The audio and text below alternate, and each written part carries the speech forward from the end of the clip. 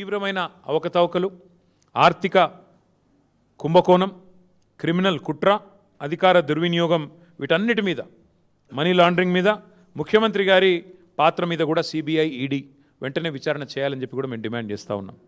దీని మీద వేగంగా స్పందించాల్సిన బాధ్యత ఖచ్చితంగా కేంద్ర ప్రభుత్వం మీద ఉంది.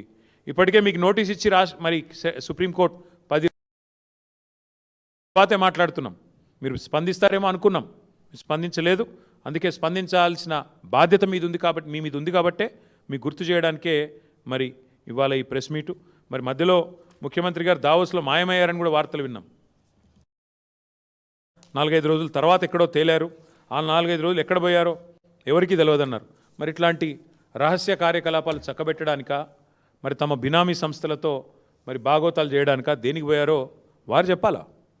ఈ డబ్బులు గతంలో మీరు గుర్తుండాలి, మీకు ఉత్తమ్ కుమార్ రెడ్డి పీసీసీ ప్రెసిడెంట్గా ఉన్నప్పుడు, రేవంత్ రెడ్డి పీసీసీ ప్రెసిడెంట్గా ఉన్నప్పుడు ఇలాంటి చాలా ఆరోపణలు చేశారు. ఆధారాలు లేకుండా నోటికి ఎంత వస్తే అంత మాట్లాడినారు. కానీ ఇవాళ మేము ఆధారాలతో సహా మాట్లాడుతున్నాం.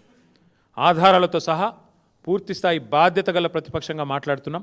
ఈ కుంభకోణం మీద వెంటనే, కేఎల్ఎస్ఆర్ కుంభకోణం మీద వెంటనే కేంద్ర ప్రభుత్వం స్పందించాలి. సిబిఐ, ఈడీ, ఎస్ఎఫ్ఐఓ 3 రంగంలో దిగాలి.